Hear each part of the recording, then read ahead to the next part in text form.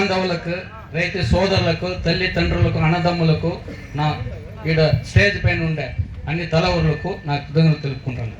మేము ఈడు స్టేజ్ వేయాలని చెప్పి ఏర్పాటు చేసి అన్ని విలేజ్లను పోయి పొద్దున్నే కూడా పోతే వెనకనే పోయేది.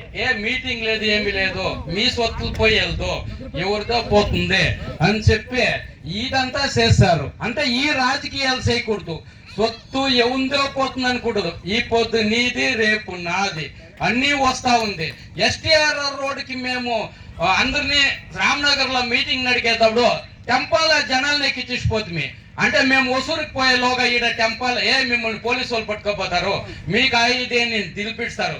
అంటే ఒక లీడర్ అన్నాక ఒక వ్యవసాయికి ప్రాణం ఇచ్చి కాపాడుతుందా ఒక లీడరు. ఈ పొద్దు లీడర్కి వచ్చిందే ప్రతి ఒక్కరికి, కానీ లీడరు నా పార్టీకి ఇదైపోతుంది అనే సమాచారం పెట్టుకోకుండా ఒక ఒట్రలుపు కావాలా. ఇప్పుడు ఎస్విజెడ్ వచ్చా అప్పుడు బైరమంగళానికి అప్పుడు ఎంత ఇది చేస్తామని మాకు తెలుసు. అప్పుడు ఎస్విజెడ్ నిలిచిపోయా. అట్లా ఒక లీడర్ అనేది సపోర్ట్ చేయాలా.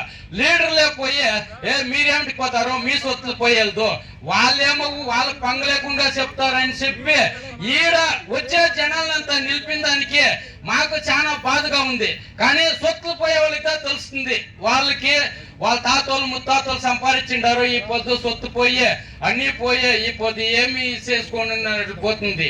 దానికి నాకు మాట్లాడడానికి అవకాశం ఇచ్చిన దానికి